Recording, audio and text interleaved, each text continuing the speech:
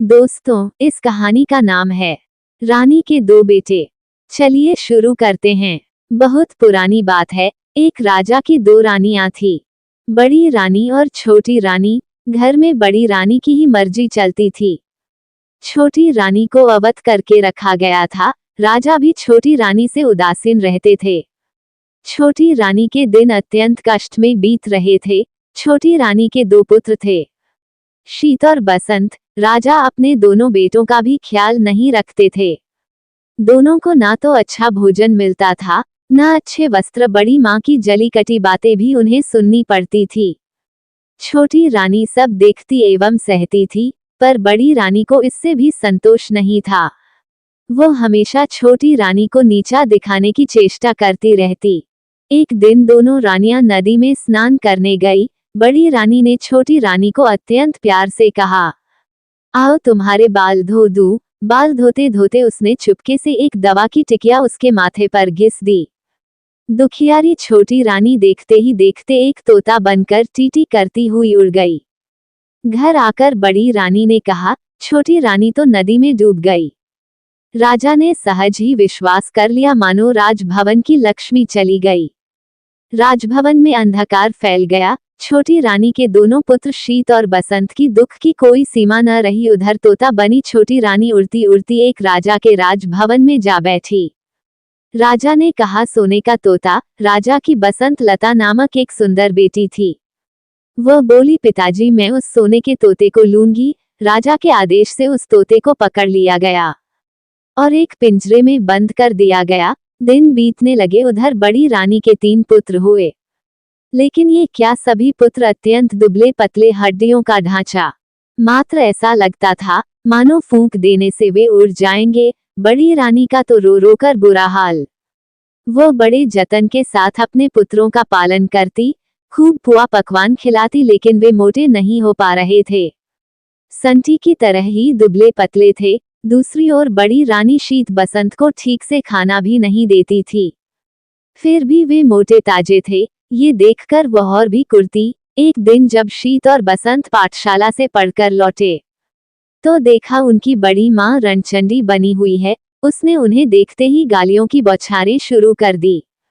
गला फाड़ फाड़ कर रोने लगी, उन्हें मारने लगी, सामानों को फेंकना शुरू कर दिया। जब राजा को इस बात की सूचना मिली तो वे दौड़े दौड़े आए और उससे पूछा, तुम्हें क्या हो गया है? रानी गुस्से से थरथर कांपती हुई बोली, मेरी सौत के ये दोनों पुत्र जब देखो मुझे उल्टा सीधा कहते हैं, गालियां देते हैं। जब तक इनके खून से मैं स्नान ना कर लूं मेरा कलेजा ठंडा नहीं होगा। राजा ने कहा, ऐसा ही होगा। फिर उन्होंने जल्लाद को बुलवाया और आदेश दिया, इन दोनों भाइयों को मारकर इनका खून लाकर बड़ी रानी को दे दो। शीत बसंत का तो रो रो कर बुरा हाल था, पर जल्लाद को तो राजा के आदेश का पालन करना था। सो उनके हाथ पैरों को रस्सियों से बांधकर बलि देने के लिए वह ले जाने लगा। शीत बसंत के चित्कार को सुनने वाला वहां कोई नहीं था। जल्लाद शीत बसंत को एक जंगल में ले गया। वहां उसके वस्त्र उसने उतरवा लिए और पेड़ की छाल उन्हें पहना दिया। शीत बोला, भाई हमारे भाग्य में यही था। जल्लाद ने उनके हाथ पैर खोल दिए और डबडबा आंखों से कहा, राजा की आज्ञा है, राजपुत्र क्या करता।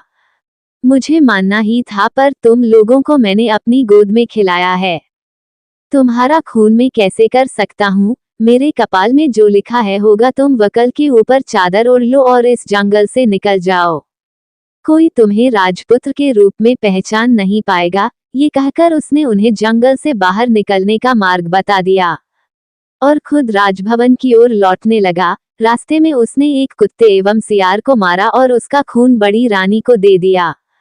खून पाकर बड़ी रानी बहुत खुश हुई। उसने उस खून से स्नान किया और खिलखिलाती हुई अपने पुत्रों को अत्यंत स्वादिष्ट भोजन कराया और खुद भी खाया। शीत बसंत दोनों जंगल के रास्ते से आगे बढ़े। वे चलते रहे पर जंगल का कोई अंत नहीं दिख रहा था।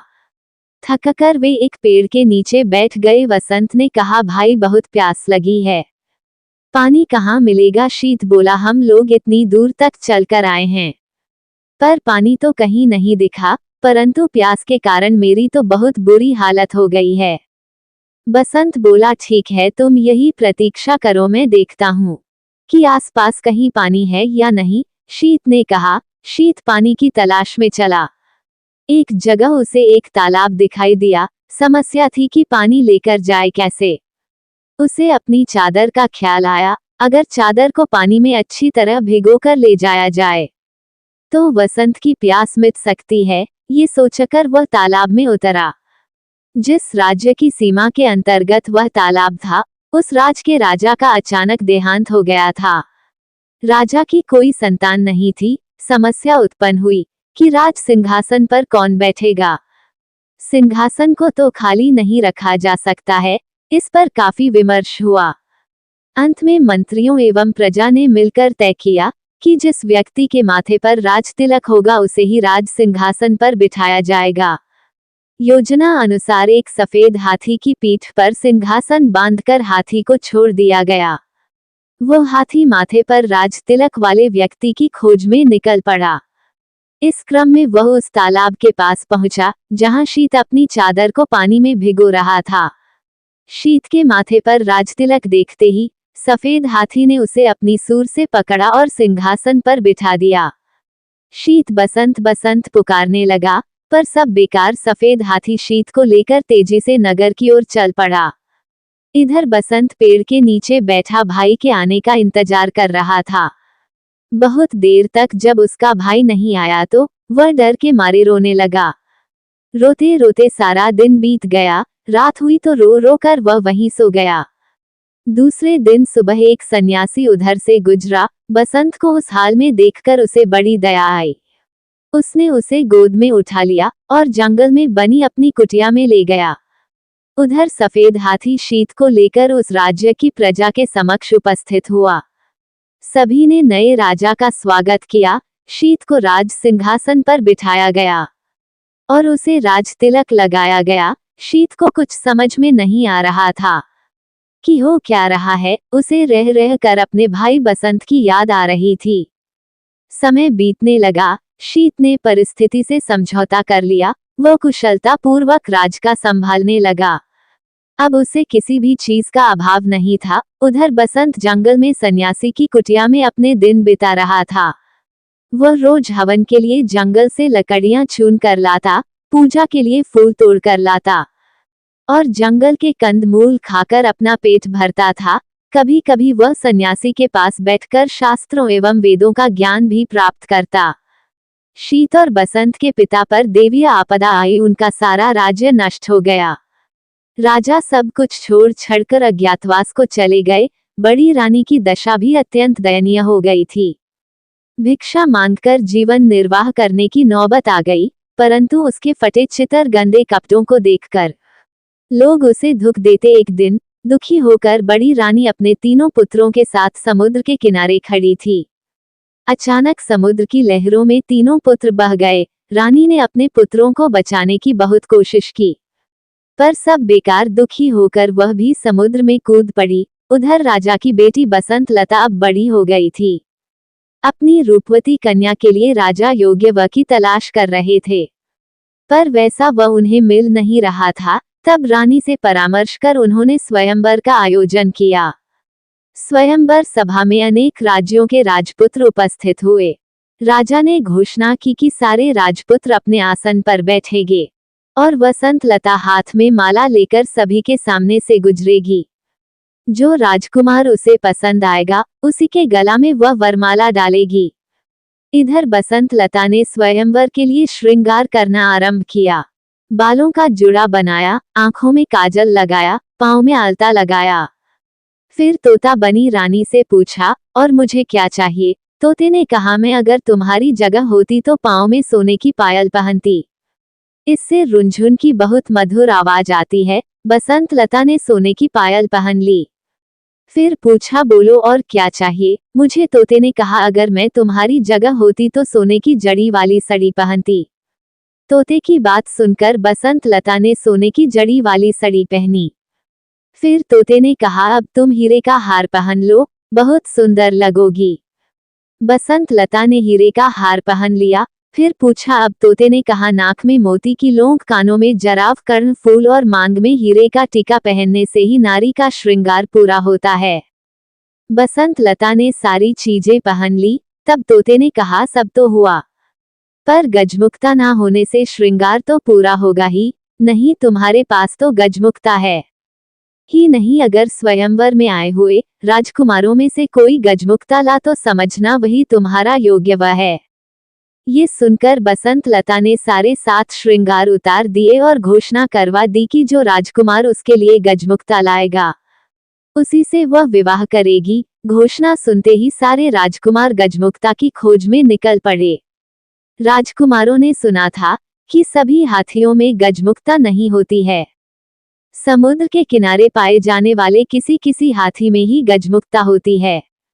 अतः सारे राजकुमार समुद्र की ओर चल पड़े। समुद्र के किनारे पहुंचने से पहले ही हाथियों के एक झुंड ने उन पर धावा बोल दिया, जिस कारण अनेक राजपुत्र के हाथ पैर टूट गए, अनेक घायल हो गए और इस तरह सब हताश निराश होकर वापस लौट गए। कुछ ही दिनों बाद ये समाचार शीत राजा के कानों तक पहुंचा। उसे राजपुत्र की दुर्दशा पर दया आई और बसंत लता के आचरण पर अत्यंत क्रोध उठाया। उसने निश्चय किया कि वह बसंत लता के अहंकार को चूर चूर कर देगा। उसने बसंत लता के पिता के राज्य पर आक्रमण कर दिया। बसंत लता के पिता की पराजय हुई। राजा शीत ने बसंत लता को भी बंदी बना लिया। उधर बसंत सन्यासी की कुटिया में दिन बिता रहा था। सारा दिन इधर उधर घूमता रहता। उसकी कुटिया के पास एक विशाल बरगद का पेड़ था। उसमें एक और एक बुलबुल रहती थी। एक दिन दुखी होकर बसंत उसी पेड़ के नीचे बैठा था। तब उसने उस गुल और बुलबुल को बातचीत करते हुए सुना। गुल ने स्वयंवर की सारी घटनाएं बुलबुल को सुनाई। फिर बोला, कौन जानता है इसका क्या परिणाम होगा। बुलबुल ने कहा, सागर के किनारे एक दूध पहाड़ है। दूध पहाड़ से क्षीर सागर में दूध गिरता है। उस क्षीर सागर में एक स्वर्ण कमल खिला हुआ है। उस स्वर्ण कमल में एक हाथी रहता है। उसी के सिर में गजमुक्ता है। गुल ने पूछा, लेकिन वहां पहुंचेगा कौन। बुलबुल ने कहा, कोई साहसी राजपुत्र ही वहां पहुंच पाएगा। सारी बातें सुनने के बाद बसंत ने उनसे पूछा, मैं गजमुक्ता लेने जाऊंगा। इस कार्य में तुम दोनों मेरी कुछ सहायता करोगे। जरूर, परंतु तुम पहले सन्यासी के पास जाकर उसका त्रिशूल लेकर आओ। फिर सेमल के पेड़ के पास जाकर राजपुत्र के वस्त्र मांगो। सारी चीजों की प्राप्ति तुम्हें हो जाएगी। गुल और बुलबुल ने उससे कहा। बसंत ने सन्यासी से त्रिशूल लिया, सेमल के पेड़ से राजवस्त्र प्राप्त किए और उन्हें पहनकर समुद्र की ओर चल पड़ा। क्षीर सागर पहुंचकर उसने देखा कि स्वर्ण कमल के बीच दूध की तरह सफेद एक हाथी के सिर पर गजमुक्ता है। गजमुक्ता की रोशनी से चारों ओर उजाला फैला हुआ था। बसंत उस सफेद हाथी की पीठ पर कूदा। जैसे ही उसने सफेद हाथी के सर पर त्रिशूल को रखा, वैसे ही सागर, स्वर्ण कमल, सफेद हाथी सब गायब हो गए। वहां केवल एक कमल का फूल खिला हुआ था और उसके अंदर गजमुक्ता की माला थी। मनुष्य की आवाज में कमल के फूल ने पूछा, निश्चय ही तुम राजपुत्र हो। कौन सा राज्य है तुम राजा। बसंत ने कहा, मैं राजपुत्र नहीं हूँ, एक सन्यासी के साथ जंगल में रहता हूँ। ठीक है, तुम गजमुक्ता को अपने सिर पर और मुझे अपने हृदय में रखो। बसंत लता के साथ तुम्हारा ही विवाह होगा और तुम्हारा जीवन सुख से बीतेगा। बसंत क्षीर सागर के बालू पर चढ़ता हुआ वापस लौटने लगा। तभी उसे कुछ आवाजें सुनाई पड़ी, हम लोगों को भी साथ ले चलो। भाई वह चक्के होकर चारों ओर देखने लगा। उसे आसपास कोई भी नहीं दिखा। वो आगे बढ़ा तो फिर वैसे ही आवाजें आए। उसने गौर से बालू को देखा तो उसे लगा कि उसके पैर के पास बालू के अंदर से आवाजें आ रही हैं। उसने त्रिशूल से वहां का बालू हटाया तो देखा कि वहां 3 सोने की मछलियां थी। वो उन्हें अपने साथ लेकर चल पड़ा। इधर शत शिकार खेलने निकला था। एक दिन सारा दिन टकने के बाद भी उसके हाथ एक भी शिकार ना लगा। थक हार कर वह एक पेड़ के नीचे बैठ गया। अचानक उसे याद आया कि वह अपने भाई बसंत को इसी पेड़ के नीचे छोड़कर पानी लाने गया था और फिर एक हाथी उसे एक राज्य में ले गया था। फिर वह कभी इस जगह लौटकर नहीं आ सका था। बसंत का क्या हुआ, वह कहाँ गया होगा, क्या वह जीवित होगा? ये सोचकर वह रो पड़ा। अपने राजभवन में लौटने के बाद भी वो केवल बसंत के बारे में ही सोचता रहा। बसंत गजमुक्ता लेकर बसंत लता के राज्य में गया तो वहां उसे पता चला कि शीत राजा बसंत लता को बंदी बनाकर अपने राज्य में ले गया है। बसंत सीधा शीत राजा के राजभवन में पहुंचा। राजा के अंग रक्षकों को 3 सोने की मछलियां देकर कहा, अपने राजा से कहो कि बसंत लता को छोड़ दें। लेकिन शीत राजा तो अपने भाई के शोक में डूबा। अपने कमरे का दरवाजा बंद कर अंदर बैठा हुआ था। राजा की आज्ञा की प्रतीक्षा में बसंत 7 दिनों तक हाथ में त्रिशूल लिए, सिर पर गजमुक्ता रखे राजमहल के सामने बैठा रहा। 8वें दिन राजा शत थोड़े सामान्य हुआ तो दासियां सोने की मछलियां को काटने बैठी। लेकिन आश्चर्य, मछलियां बोल उठी, हमें ना काटो, हम राजा के भाई हैं। अरे रुको ने जब शीत राजा को बसंत की बात बताई तो वे स्वयं राजभवन के बाहर आए। वहां अपने भाई बसंत को देखा तो दौड़कर उसे अपने गले लगा लिया। तभी वे दासियां उन बोलने वाली सोने की मछलियों को लेकर राजा के पास पहुंची। लेकिन ये क्या, शीत के हाथ लगाते ही तीनों मछलियां 3 मनुष्यों में बदल गई। उन्हें देखते ही वे पहचान गए, वे बड़ी रानी के पुत्र थे, शीत बसंत के सौतेले भाई। शीत बसंत ने बड़ रानी और राजा के दुर्भाग्य की सारी बातें उनसे सुनी। उनकी आंखों से आंसू बहने लगे। पांचों भाई आनंद पूर्वक राजभवन में रहने लगे। शीत अपने भाई बसंत के विवाह की तैयारियां करने लगा।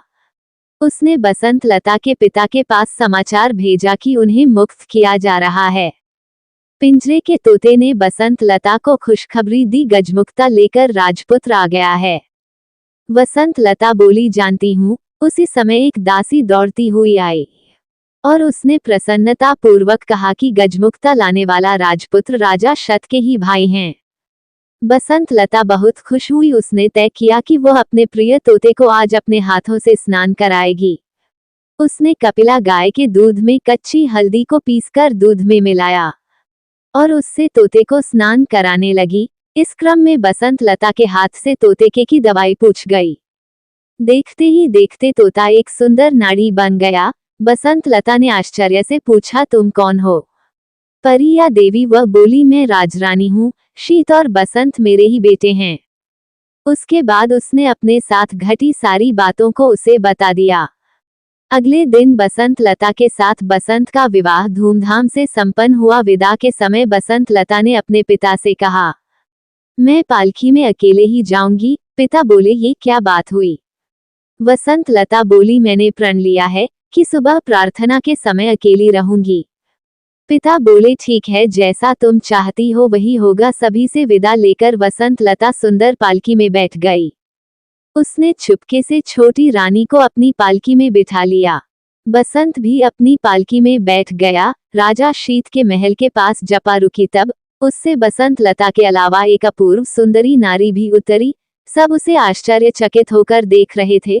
उसने पालकी से उतरते ही पूछा, कहाँ है मेरे शीत बसंत, मेरे पास आओ। माँ की पुकार सुनकर शीत बसंत दौड़कर आए और उससे लिपट गए। बड़ी रानी के तीनों पुत्र भी दौड़कर वहां पहुंच गए। इस सुखद समाचार को सुनकर थोड़े दिनों बाद राजा भी लौट आए। इस प्रकार छोटी रानी के दुख का अंत हुआ। सभी के दिन सुख पूर्वक बीतने लगे। दोस्तों, वीडियो पसंद आया हो तो इसे लाइक करें, कमेंट करें, चैनल को सब्सक्राइब करें और अपने अधिक से अधिक दोस्तों को शेयर करना ना भूलें। धन्यवाद।